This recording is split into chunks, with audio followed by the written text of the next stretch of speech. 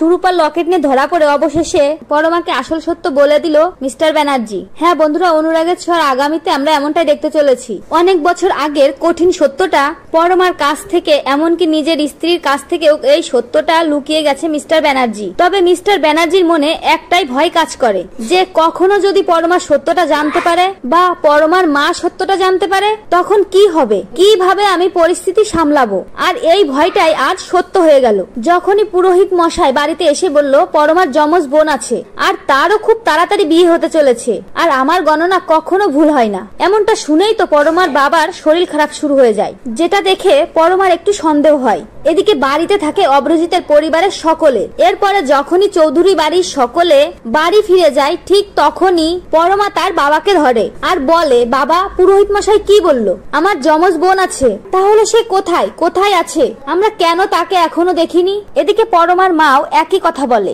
কিন্তু মিস্টার ব্যানার্জি কোনোভাবেই সত্যটা স্বীকার করে না। এদিকে পরমাকে যে গয়না দিয়ে গেছে চৌধুরী বাড়ি থেকে, সেই গয়নাটা যখনই লকারে ঢুকাতে যাবে ঠিক তখনই পরমার হাতে পড়ে সেই সুরূপা লেখা লকেটটা, যেটা দেখে তো পরমা চমকে যায়। এরপরে পরমা প্রশ্ন করে তার বাবা ও মায়ের কাছে, এই লকেটটা কার? এদিকে পরমার মাও একই প্রশ্ন করে, মিস্টার ব্যানার্জিকে।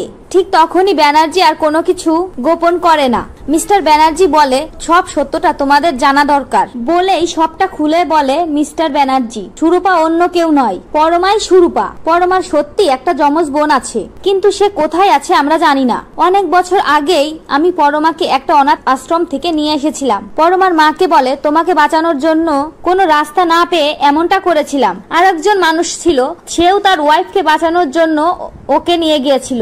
যে কথা শুনে তো পরমা পুরো চমকে যায়। তো বন্ধুরা, এবার যদি সত্যি মিস্টার ব্যানার্জি অবশেষে সত্যটা বলে দেয় তাহলে সেটা দেখতে তোমাদের ঠিক কেমন লাগবে কমেন্ট করে জানাও, এবং চ্যানেলে নতুন হলে অবশ্যই দয়া করে চ্যানেলটি সাবস্ক্রাইব করো। সকলকে ধন্যবাদ সম্পূর্ণ ভিডিওটি দেখার জন্য। আর অনুরাগের ছোঁয়া নতুন আপডেট পেতে অবশ্যই ভিডিওতে লাইক, শেয়ার, কমেন্ট করতে ভুলো না।